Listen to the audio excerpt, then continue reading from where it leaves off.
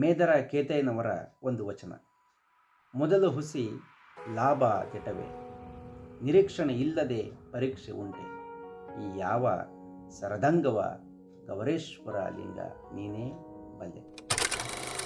ಶರಣರಾದಂತಹ ಮೇದರ ಕೇತಯ್ಯನವರು ಕಾಡಿಗೆ ಹೋಗಿ ಬಿದಿರನ್ನು ತಂದು ಬುಟ್ಟಿ ಎಣೆಯುವಂತಹ ವೃತ್ತಿಯನ್ನು ಮಾಡ್ತಾ ಇರ್ತಾರೆ. ಇವರು ಗವರೇಶ್ವರ ಲಿಂಗ ಅನ್ನುವಂತಹ ಹೆಸರಿನಲ್ಲಿ ಹಲವಾರು ವಚನಗಳನ್ನು ಕೂಡ ಹೇಳಿದ್ದಾರೆ. ಗವರೇಶ್ವರ ಅನ್ನುವಂತಹ ಪದದ ಅರ್ಥವೇ ಇವರು ಬಿದಿರಿನ ಬುಟ್ಟಿ ಎಣೆಯುವಂತಹ ವೃತ್ತಿಯನ್ನು ಮಾಡ್ತಾ ಇದ್ರು ಅಂತೇಳಿ ಸೂಚಿಸುವಂಥದ್ದು. ಈ ಒಂದು ವಚನದಲ್ಲಿ ಶರಣನ ಒಂದು ಶ್ರೇಷ್ಠತೆ ಜೊತೆಗೆ ಆತ ಸಾಮಾನ್ಯರನ್ನು ಮೋಸಗೊಳಿಸುವಂತಹ ವೃತ್ತಿಯನ್ನು ಮಾಡುವುದಿಲ್ಲ ಅನ್ನುವಂತಹ ಸತ್ಯ ಅಂಶವನ್ನು ಹೇಳ್ತಾ ಹೋಗ್ತಾರೆ. ಮೊದಲು ಹುಸಿ ಅಂದರೆ ಸುಳ್ಳು ಅಂತೇಳಿ, ಸುಳ್ಳನ್ನು ಹೇಳ್ತಾ ತನಗಾಗಿ ಲಾಭವನ್ನು ಮಾಡ್ಕೊಳ್ತಾ ಇರ್ತಕ್ಕಂಥದ್ದು ಅದು ದಿಟವೇ, ನಿಜವಾದವು. ಏಕೆಂದರೆ ಶರಣರು ಸಮಾಜದ ಉನ್ನತಿಗೆ, ಸಮಾಜದ ಉದ್ಧಾರಕ್ಕಾಗಿ ಬಂದಂಥವರು. ಇಂತಹ ಶರಣರನ್ನು ನೋಡಿ ಇವರನ್ನು ಸಹಿಸಿಕೊಳ್ಳದೇ ಇರತಕ್ಕಂತಹ ಮತ್ತೊಂದು ವರ್ಗ ಇವರನ್ನು ನಿಂದಿಸಿ ಮಾತನಾಡಿರಬೇಕು. ಆಗ ಮೇದರ ಕೇತಯ್ಯನವರು ಈ ಮಾತನ್ನು ಹೇಳ್ತಾರೆ, ಶರಣ ಯಾವತ್ತೂ ಕೂಡ ಸುಳ್ಳನ್ನು ಹೇಳಿ ಬೇರೆಯವರನ್ನು ಮೋಸಗೊಳಿಸುವಂತಹ ವೃತ್ತಿಯನ್ನು ಮಾಡ್ತಾ ಇಲ್ಲ, ಅದು ಖಂಡಿತ ನಿಜ ಅಲ್ಲ. ಮುಂದುವರೆದು ಹೇಳ್ತಾರೆ, ನಿರೀಕ್ಷಣೆ ಇಲ್ಲದೆ ಪರೀಕ್ಷೆ ಉಂಟೆ ಅಂತ. ನಮ್ಮ ಮೇಲೆ ಪರೀಕ್ಷೆ ಮಾಡಬೇಕು ಅಂತಂದರೆ ನಮ್ಮ ಮೇಲೆ ಕೆಟ್ಟ ಅಪವಾದವನ್ನು ಹೊರಿಸಿ ಯಾವುದೋ ದುರುದ್ದೇಶವನ್ನು ಇಟ್ಕೊಂಡು ಆನಂತರ ಶರಣರ ಪರೀಕ್ಷೆಯನ್ನು ಮಾಡ್ತಾ ಇದ್ರು ಅಂತೇಳಿ. ಇವರನ್ನು ಪರೀಕ್ಷೆ ಮಾಡುವುದಕ್ಕಾಗಿಯೇ ಅನುಭವ ಮಂಟಪಕ್ಕೆ ಬರ್ತಾ ಇದ್ರು. ಇವರ ಮೇಲೆ ಕೆಲವೊಂದು ಪ್ರಯೋಗಗಳನ್ನು ಕೂಡ ಮಾಡ್ತಾ ಇದ್ರು ಅಂತೇಳಿ.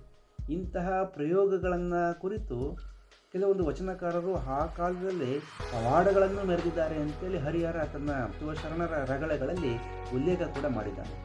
ಹಾಗಾಗಿ ಶರಣರ ಮೇಲೆ ನಡೆಯುವಂತಹ ಪೂರ್ವಾಗ್ರಹ ಪೀಡಿತವಾದಂತಹ ಉದ್ದೇಶಗಳು ನಮ್ಮ ಮೇಲೆ ಪ್ರಯೋಗ ಮಾಡಲಿಕ್ಕೆ ಕಾರಣ ಆಗಿವೆ. ಹಾಗಾಗಿ ಈ ಥರದ ನಿರೀಕ್ಷಣೆಯಿಂದ ಹೊರಬರಬೇಕಾಗಿದೆ ಸಮಾಜ.